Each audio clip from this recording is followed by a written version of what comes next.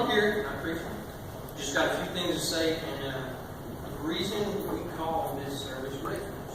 We talked about it before, and kind of got this name, and kind of a catchy name. But what does that mean? Why do we go by it? Why do we call this service that? And there's a reason behind it. Our text comes from Psalms 46, verse 1 through 3. I'll read it to you. It says, God is our refuge and strength, a very present help in trouble. Therefore, we will not fear, though the earth gives way, though the mountains be moved into the heart of the sea, though its waters roar and foam, though the mountains tremble at the swelling. And he goes on and says some other great things about the Lord. I want you to get this in its context, and who is saying this and why he did it. Back in Numbers chapter 16, God had decided that we're going to, from now on, Aaron and Moses are going to lead our priesthood. We have Korah, Dathan, and Abiram.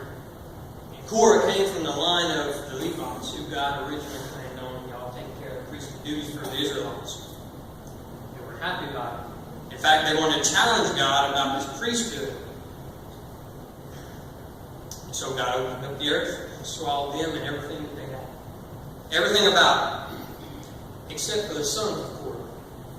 They were spared by God's sovereign grace. They're spared. Because most of the time, these sons, they just reap the consequences of all the sins of the fathers and the grandfathers and on through generation to generation. But not this time. And not only were they spared, but they were eventually they would serve as temple singers in the temple of the Lord.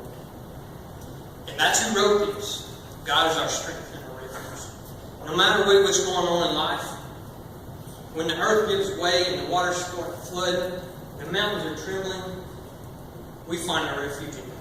We find our strength in God. And so, we're saying God is our refuge and our strength. But we're not saying that we're not going to deal with the tough times. We're not saying that we're not going to go through hardships and difficult times and stressful times. Because we will. But God is our refuge through Christ. And the sad thing, the amazing thing, is that before God opened up the heaven and sucked them in, when they opposed this priesthood, they told Moses that we don't need priesthood anymore. That this congregation is holy enough that we don't need anybody to be a mediator between us and God. We don't need anyone to stand and interpose between us and the Almighty God. And in fact, we'll go ahead and be a priest if there's any. And we'll see what happens here. But we know that we're weak and God is strong. We're small, God is big. We're insufficient, but God is all-sufficient. And He is all that for us through Christ. And that's the only thing we come here to proclaim. So when we say this is refuge, this is a song for believers. And so we rejoice in that. And we're happy in that. And we proclaim that.